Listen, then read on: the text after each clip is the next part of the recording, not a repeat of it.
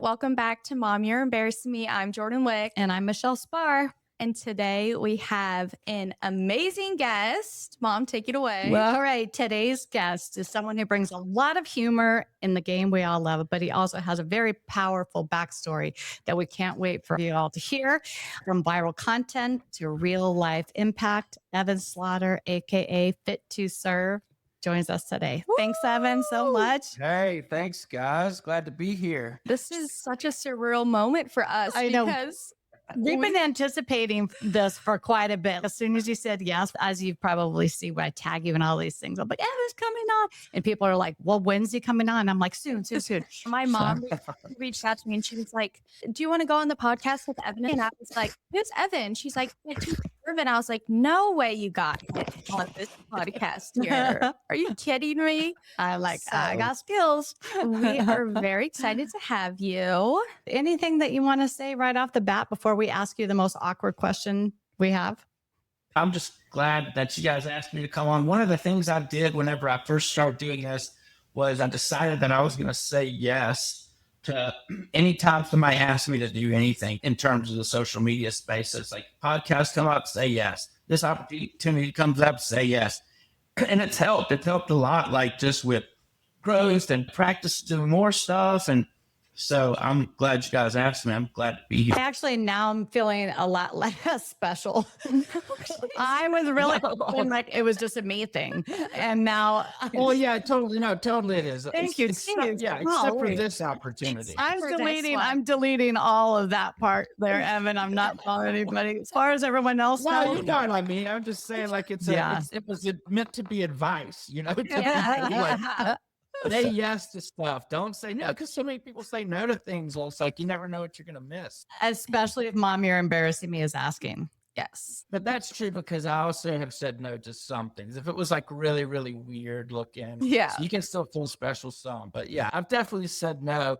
But I've also learned that like sometimes I say yes too often. Yes. I get myself into a mess, you know? So yeah. Well, he would have said no had he like researched us. He would have been like, these are all stuff Are you ready for the awkward question? Yeah. Are you ready? Okay. So, we would have loved to have had you here in studio with us, right? But we only have 2 chairs.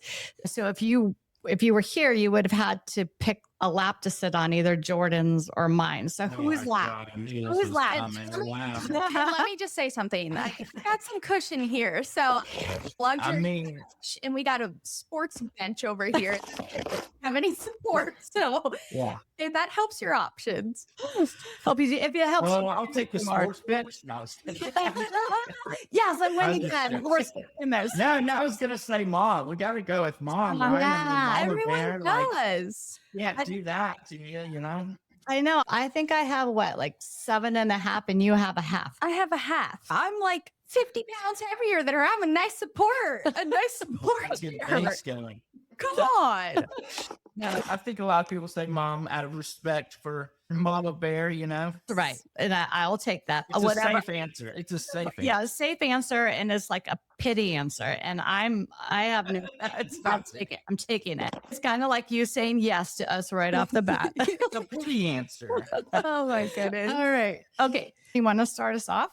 Yeah. So we want our viewers to get to know who you are as a person, kind of where life has taken you. We know that you were in the military and before you started this TikTok, Instagram, social media path in life. So if you could give our viewers a little bit of an inside scoop to who you are. 3 most fascinating things if you want to do that. Perfect. 3 most fascinating things? Or 10 if you have fascinating things. I was going to say 3 is too little. I've got multiple fascinating.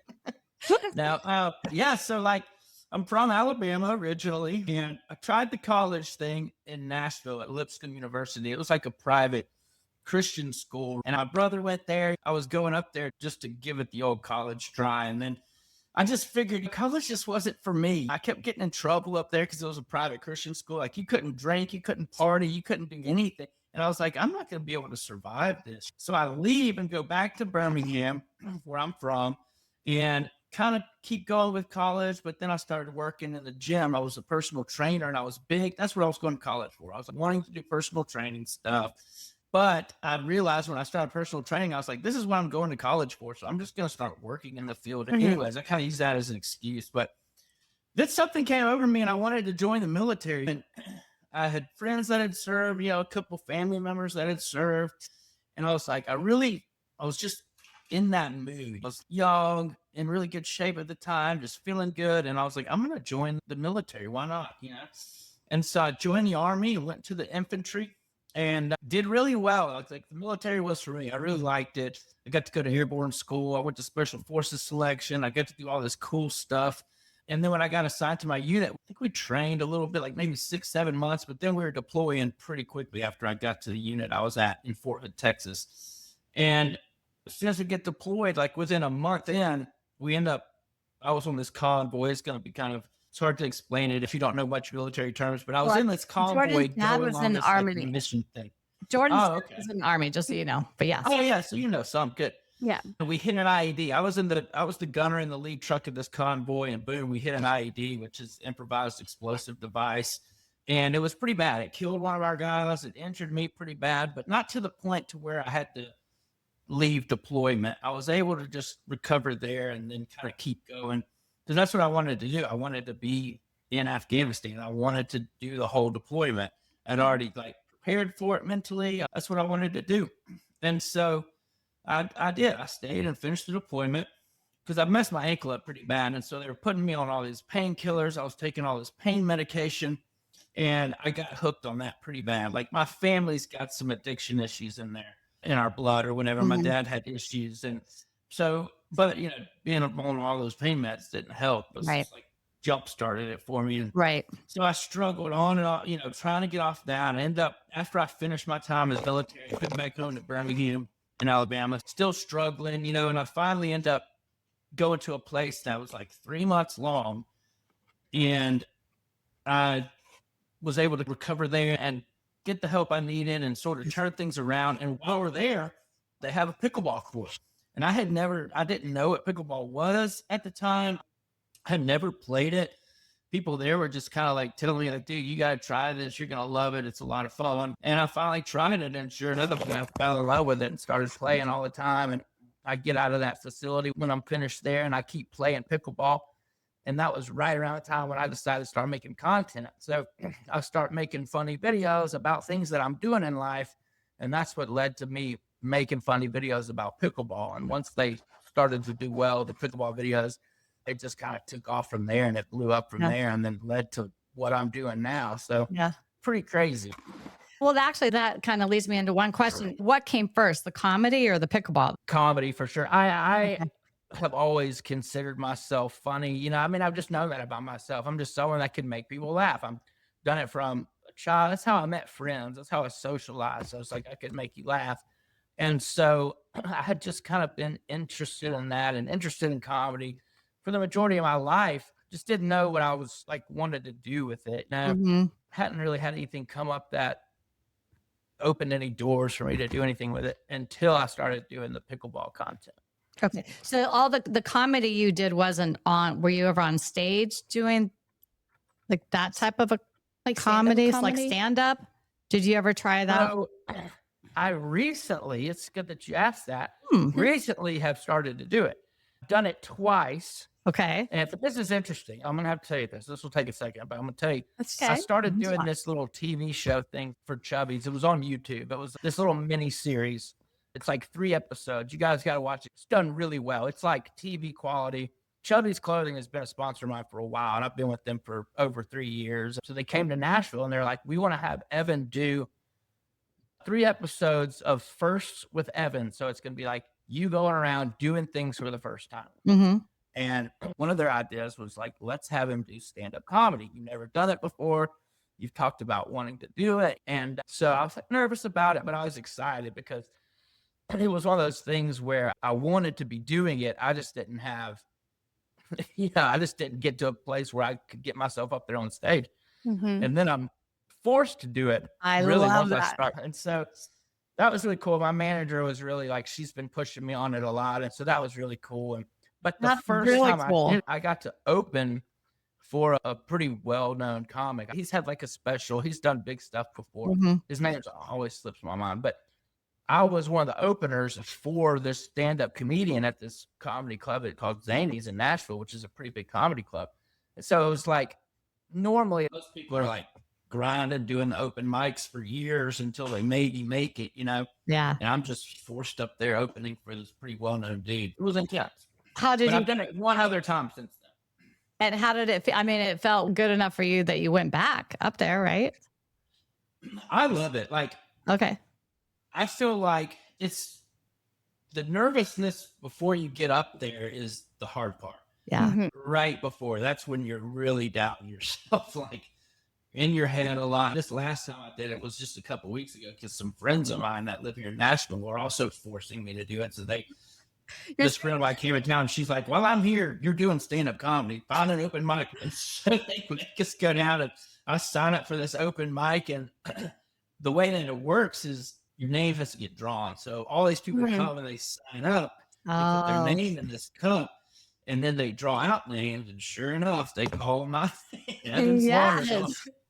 I love it. Oh my gosh. Before getting on stage for that was the most part. But then when I get up there, it's like, I'm good. Yeah. I Yeah. relax, calm down. I know how to talk to people. It's, like, Yeah. it's just getting up there and being yourself. Yeah. That's No one threw tomatoes at you or anything like that. They didn't boo you off the stage. No, not yet. There was a wide range of people doing stand-up comedy though there that night. There's some really weird stuff from like just typical dude stuff to like openly hardcore feminists got up there, like hated men. She went right after me, actually. I was talking about boob jobs for most of my set, and then she gets up there and just hates me. Yeah. Oh. I didn't think about that till now. I was like, man, I went from boob job to she might have been hating me. Yeah. Boob job to hardcore feminist. You want to throw out your boob job joke, or is it just not the right setting? I was just talking about a friend of mine who got a boob job and how she would show her boobs to everybody everywhere we went. She would get free drinks. She'd get us in the club by showing her boobs. And I talked about going to Disney World and it not working there. Well, did she not know? She could have scammed a lot of money because you don't need a boob job to get free drinks. You can just. Well, I know. It was kind of, she went through a divorce, and after the divorce, got the boob job. And I haven't known Kelsey pre-boob, so she might have needed. I don't. Oh my gosh, good I love one, it. good one. We'll have to come. Hopefully, you continue this, and we'll come watch you. We'll say That we would be told this awesome. guy.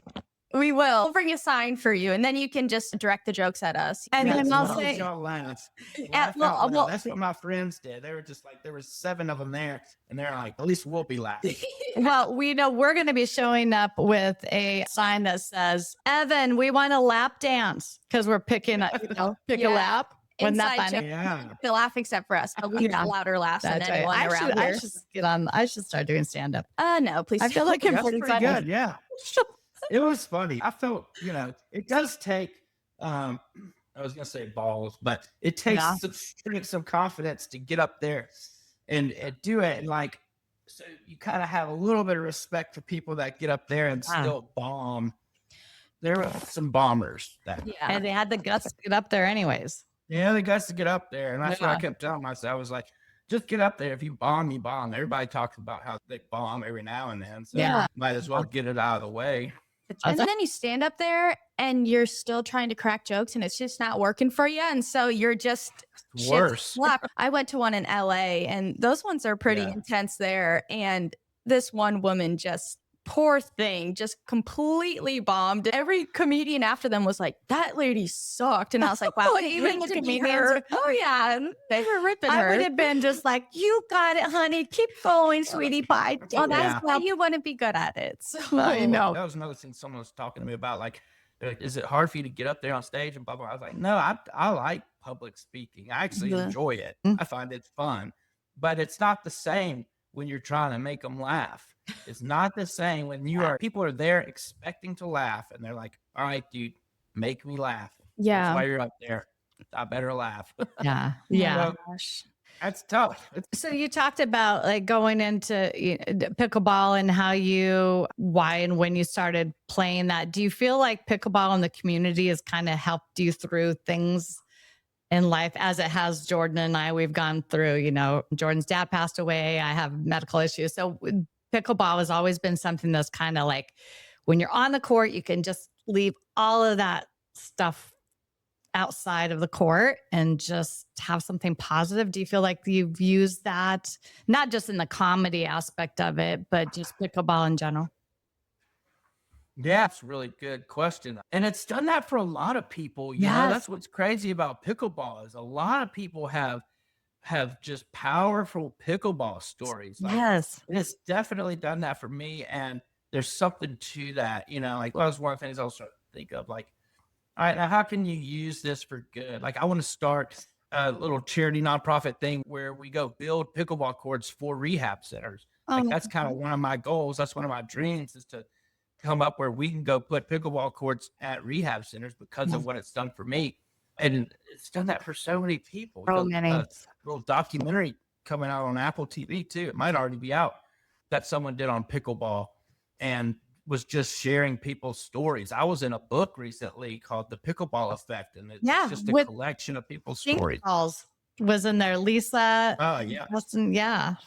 Yeah. That's one of the things that, so my dad passed away in 2021 in an accident. And so my mom brought me out to pickleball after he passed away because I was struggling. I was like, this is really hard to lose someone. I lived in California, so like getting home from hearing like about the accident was just horrible. And I didn't realize how much pickleball would possibly affect my life until I got brought into it. And it was something that I could completely like unplug from. And the physical aspect of it, because I gained like 30 pounds when my dad passed away. I was like grieving, I was eating, I was like, screw this. My life sucks. Like, why did this happen to me?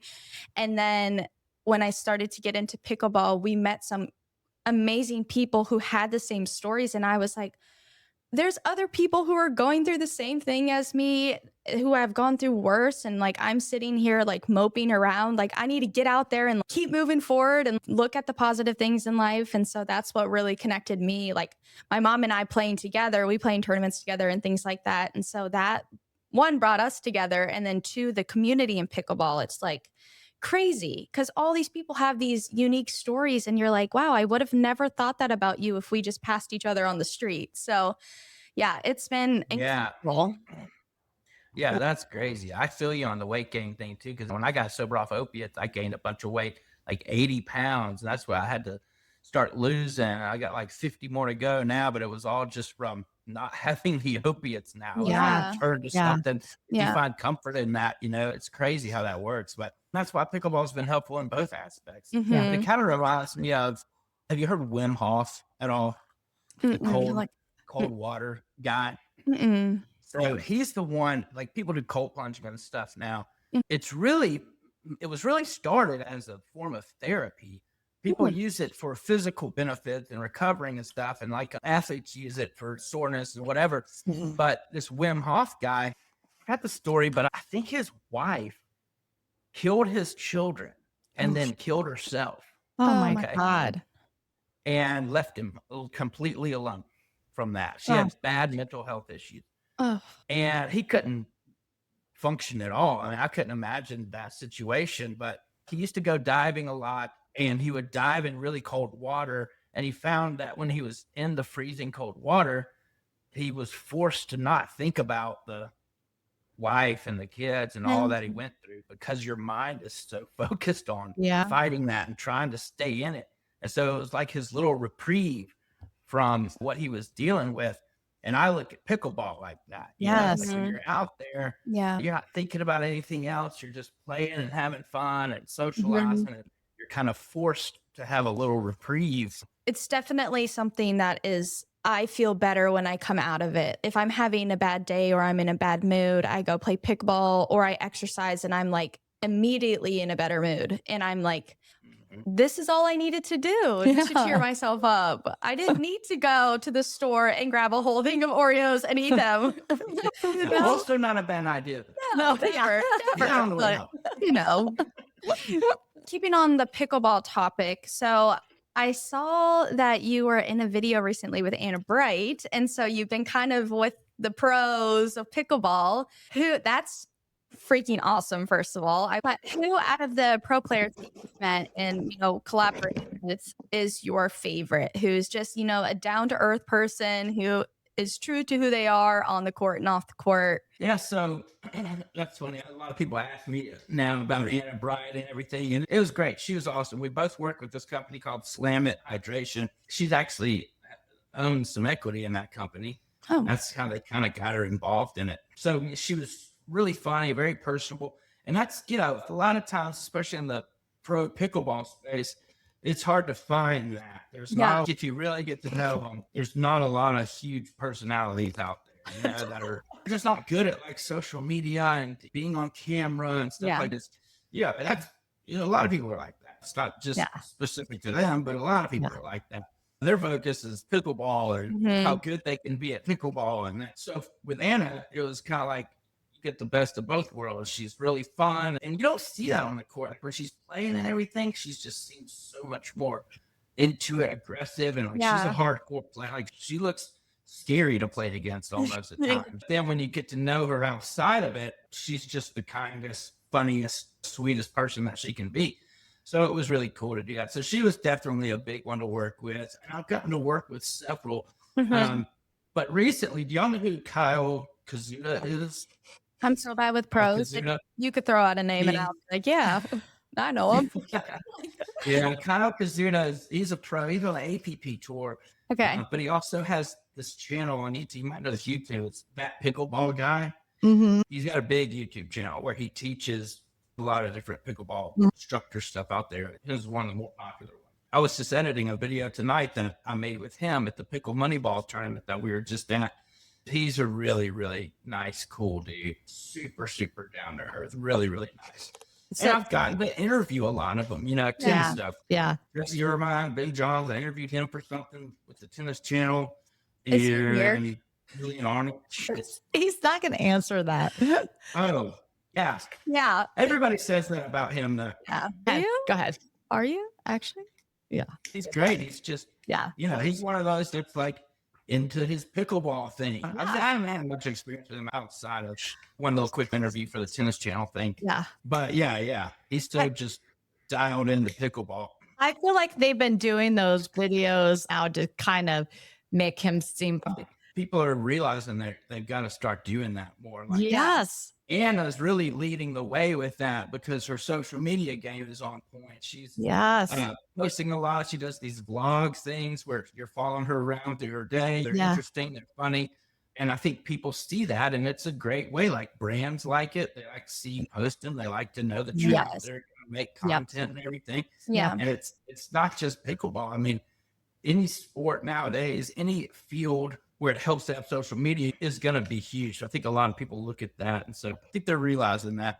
Yeah. I saw your vlog like a month ago on YouTube. I'm playing around with some ideas on what I want to do next. The problem is with as much content as I make each month, it's hard to dedicate time to like other stuff, I feel like I know Nashville very well now. Okay, good. Yeah. He had a little bout after eating all those Martin rolls, right? I mean, oh God, he did it again yesterday. Oh, great. Now he's going to have a number 3. Terrible. It's going to happen for sure. Oh, I got to put him up higher. I don't know how he waits till I leave. Yeah. He's up there on the counters. He's up there trying to figure it out.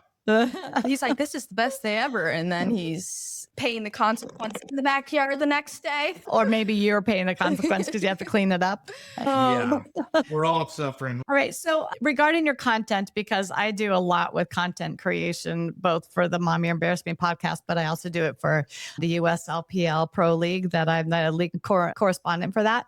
Kind of walk with like, where do you get your ideas or what's your process?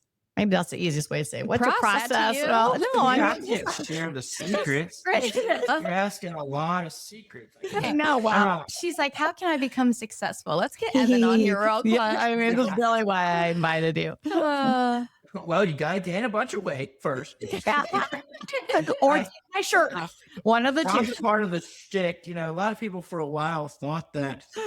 Most people don't know that I was actually in really, really good shape prior to this, and like you went through special forces selection. Yeah. And so people would ask me a lot, like, if you lose weight, are you still going to be funny? It's like, You're like, well, I mean, I would hope so. I've been funny my entire life. Like, well, I thought like them, at least mostly. oh my But God. no, to answer your question, I always take inspiration from whatever I can. A lot of times it's music, actually, just listening to certain musical gives me an idea of what I want to kind of make comedically. But I usually just come up with an idea in my head, of like what I want to do, whether it's going to be like a skit or it's going to be like a short form. I did those single mom thirst trap videos. So it's like I'm either going to do that, which is like 30 to 40 seconds, or I'm going to do like a big 90-second skit. And once I decide that, then I just kind of dial it in and think about how can I make this funny. And a lot of times it happens too while I'm out there shooting. I like to think of an idea and then film it the same day and edit it the same day and have it done the same day. That can be difficult to keep up with sometimes when you're posting content for a lot of different brand deals and everything. You're forced to prepare a little bit better and to kind of bank content so you're not having to make it all the time. I'll scroll Instagram every now and then. Every now and then I'm on it all the time. I'll see an idea too that like I'll see someone do something that I find funny, like a skit or whatever it's about. And then I think about how can I apply this to pickleball? I've done a couple of videos where it's like I'm shadowed out. You can't really see me. And I've changed altered my voice and wear like a mask, like those when someone's on a documentary and they don't want their identity revealed. Yeah. And you never think like, what would that have anything to do with pickleball? But then you make it about pickleball. So it's like you're taking these ideas from things that you see and you're figuring out how to relate that to pickleball. That's the most productive way for me to come up with something good is when I'm really doing that. When I'm taking something that's not about pickleball, I'm trying to make it about pickleball. Yeah. You do a really good job. I was just gonna say you do. Will just scroll and just crack up at your videos before she even told me that we were doing an interview with you. And I didn't even know your first name. I'm sending it to my friends. We're all cracking up. And then I'm like, oh my gosh, I get to talk to him on the video here. I gotta put my funny pants on. But no, do you ever feel like you just want to take a few days off and just take a break and not have to do any content? Because I feel like I would feel way too consumed in social media. Yeah, that's a really good question. Like, and the answer is yes, but I don't do it. I'm so bad at not doing it. It's come to the point to where my manager will like literally schedule time on my calendar that I'm not supposed to work because I have to force myself to take that time off. Yeah. And it's hard to do. It's hard to do because you feel like you have to post all the time. I can't miss a day posting this or I can't miss that. Yeah. But really taking time off and taking a break is really beneficial. I mean, it allows me to kind of reset and get my mind back to, and just sort of relax and not be stuck in that world. That's the hard part about social media is it can get to where, especially once you start growing an audience and start growing a following, people, it gets to where it's like this game that you play almost in your mind. Like, now I have to make something that's going to go viral every time. Like, it's good. Now this next one has to do this to it. And then you track the numbers and you're watching it, So I really have to force myself to like not do that and just go back to posting things that I like posting. Like the post. It's funny, and if I enjoy doing it, that's what I want to post. Yeah. So what was your very first video you ever put out there? Do you remember what it was? I mean, it doesn't even have to be pickleball related, but just like what? Or the first like viral one where you that would be the second question. Yeah, that's the second part of the question. I didn't realize that. I'm sorry. I think the first TikTok I ever posted was a picture of a friend's Lamborghini. And I thought, this is going to do good. People like looking at Lamborghinis, right? This should blow up. It was 3 views. One was your mom. One was the friend who owned the Lamborghini in you. Yeah. You got pretty much. Yeah. So the first skit video I did was I was mimicking there's this coach that had just gone viral, like a football coach that had just gone viral for this speech that he gave. It was something, he got caught something on his high school coaching and got busted for it. Oh, And it wasn't something good. It wasn't something like inappropriate like that. It was like something he did cheating in high school football. okay. But it was well known at the time. It was like one of those things that came out and people found out about it. They jumped on it and everybody was talking about it for like a week, And I made a funny video acting like him and giving a little speech. And it did well. I mean, I think I had like no followers at the time on TikTok and it got like 13,000 views. And I remember thinking, Wow. dang, this is, I'm on to something here, Yeah. Okay. And then the first one that went viral. Do you remember? Do you know what that one was? Yes, I do know that one. And it was TikTok video. And it was the first single mom video I ever did. And I was like, I had these cut off blue jean shorts. I was in my parents' backyard at the time and shirt off. And I've got a shovel and I'm just leaned up against the wall and a Boys to Men song was playing in the background. Nice. It was like slow mo zoomed in and it was like trying to get the single mom next door to notice me. It's shocking. And that took off. Well, it's shocking after a video like that you're still single. Or are you still single? I've dated around, and so that was kind of the other thing is like, I have dated, but I haven't found anyone that I really want to stick with right now because I'm moving. Like I'm traveling 2-3 times a month. You also have to find someone that when you do content like this full time, I think it helps to have someone who, not someone that necessarily has to post. I think that would be good though. Like someone who's into it also and like can actually fuel that passion, Yeah. But or someone who just doesn't care. But you definitely have to find someone who understands. Yeah. Who understands what you do. Right. So pretty much you're going to be looking for someone who can take you to the next level, like more followers. They have to bring certain followers. They have to have a higher follower count. Right. There we go. No. I'm just always open to whatever. That's kind of how I've always lived my life. It's like, I've never been on a dating app. Never used to that. I'm not saying they're bad or whatever, but I've just never had a profile on a dating app. I've never like specifically gone out and like sought out someone. It's just more of like, whatever life brings. Yeah. I think TikTok and Instagram are your dating apps. You've got enough followers now. I mean, I do get hit up in my Instagram DMs all the time. A lot of dudes too. I'm big in the bear community. If you don't know what the bear community is, I'll tell you. I don't. No idea. Yeah, I'm ready. Bear community is what a large gay man is referred to as. So you picture like a big burly dude with a beard. Okay. Right? That's a bear. It's almost ritual. That's a bear. And I have had members of the bear community message me all the time and say like, do you not realize how big of a deal you are in the bear community? And I'm referred to as a cub. So I love it. It's probably half my audience actually. You got to do at this This point. is you could do this for a stand-up. Have you done this for your stand-up yet? That is a great. No, but that's a good idea. All right, just give me credit. I think I just note that one down. Write it down and say thanks to mom. You're embarrassing me. Thanks for the embarrassing mom for bringing this up. That is so funny. Well, I'm sure That's so because you good. have a lot of followings, you probably have hate comments in there. And so how do you navigate those? I've seen a few you responding with just complete like right back at them. And I love that. I think that shows With humor. with humor. Yeah. So I think it really shows like, hey, it's, you know what, this didn't really do much to me at all. And it shows your followers that like, you can handle it. Can you actually handle it behind the scenes? Or are you crying? I cry myself to sleep. Shut my door. Over those. Now, you gotta have thick skin now to do the social media game. And one, that's never bothered me in life. I don't think I've ever really been bullied or whatever because I don't let it happen. I've got such a smart mouth. Like not only can I fire back, but I just don't allow it to happen. Shut it down. I just wasn't the one to pick on. You're not gonna pick on me. And I've just kind of always been that way. But when it comes to social media, it was like a thing that I was really practicing on purpose would be, and really you'd be surprised how few of hate comments I get or like negative comments I noticed. I get very, very, very little.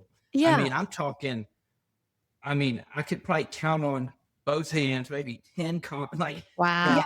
I could find in my bit. Yeah, it's very, very few. And I think a lot of that is because of the humor and the comedy approach to it. I'm not trying to like post something super with a serious aspect. It's comedic or whatever. But I would always practice, like, one of the things I started doing on purpose was if someone would make a negative comment, sometimes I would pin the comment to the top of the post and I would reply to it with kindness, right? Like, hey, thanks for, appreciate your opinion on that or whatever, but thanks for commenting. Hope you have a great day.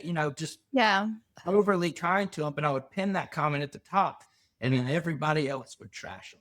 Yeah, exactly. I got to be the good guy and let everybody else do the damage. So we had one negative comment and it was about the lap question where someone says, that's a little creepy.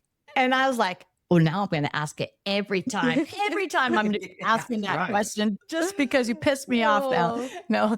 And then creepy about that. That's not creepy. No. After the very first episode, Jordan said, Mom, we actually it was a hate comment and it went to you. And I was like ready to cry. I was like, really? Yeah.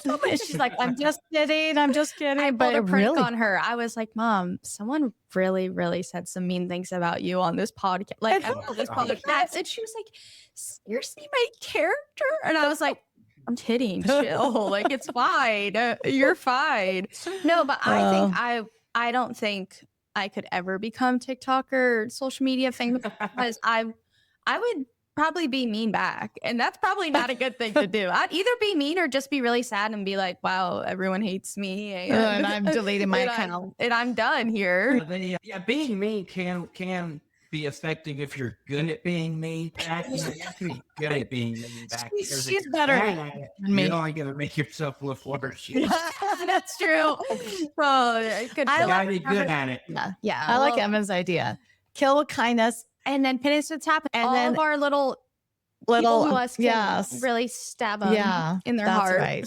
That's all right. Well, the last questions for content that I have is that actually one quick one is, do you have a crew that goes out with you or are you recording yourself? Most of the time it's just me. I shoot it, I edit it myself. I do all that myself for the quick stuff that I'm putting out on Instagram real fast. But there's been a lot of scenarios where you're going to work with a company and you have all that's taken care of. There's a videographer, or there's someone out there doing it. I've done big productions where there's a production company out there, and I've done the smaller stuff where it's just me. And I keep it that way mainly. It's one, it's cheaper, and two, it allows me to be very quick with making content. One of the things I suggest to people, especially getting into making content, is you need to be able to be creative and be funny or whatever it is you're trying to do. Be good at it. Shoot something good. Make good quality stuff with just your phone or whatever you have access to. And be fast with editing and posting it. So it's like asking a lot of things of yourself, but you have to be able to hit those three because you're in scenarios all the time where if you go to an event and a brand or whatever invites you out to an event, they want you to make content while you're there. You have to go out, socialize, do your thing, make content, then sit there and edit it and get it knocked out so you can post it the day of after you're at the event. It's not easy to do. It's not easy to do. It's hard. I have like antisocial. Yeah, I've got like 1,000 things on my list of this back content that I need to get out. And I'm like, oh my God, I took this whole trip and then it's going to be a month before I get it out. People, I'm out of town. Nobody cares now. That's right. Yeah, it's hard. That's what's tough about it. People don't understand that. And like, they see just being an influencer, like, oh, you're an influencer. That's, it's easy. Cool. I was like, this is one of the hardest jobs I've ever had in my life. And I was in the industry. Like, this is difficult. In terms of how much work you actually have to do. And then with all the platforms that you have to post it to, and then you need to respond to everybody, and then you need to make sure that you're commenting on their stuff. So then it's like reciprocal, stressing me out talking about it, Evan. That's not helping. It's stressing me out too. I'm stressed all the time. I'm having to do all that and be funny at it. Sometimes you're not weird to be funny. Yeah, exactly. Was there any video that just didn't land like you thought it was going to, where you're like, ooh, that bombed? Yeah, I mean, I've had videos bomb all the time, and like a lot of it, it'll be something too that I like thought was really funny or thought was really good or whatever, and it just doesn't take off. And a lot of times in that scenario, I'll wait and repost it later. Like I'll save it, I'll try it again later. You're like, this is really funny. Or I'll just leave it up there because it goes back to whether or not I enjoyed making it or Yeah, not. yeah. Mhm. But it's really the opposite way. Like I have videos all the time that do really well Mhm. that I just wasn't feeling it that day. I didn't like what I came up with. It was very rushed and very hurried, Mhm. and it's blowing up. Like this video I did for Chubby's the other day, which I make a lot of content for Chubby. So sometimes it's hard to like come up with new concepts and things that, because you're, how much can you talk about shorts? Yeah. Yeah. And so, I love but Chuck. hey, how about with this idea? And I just like, Yeah.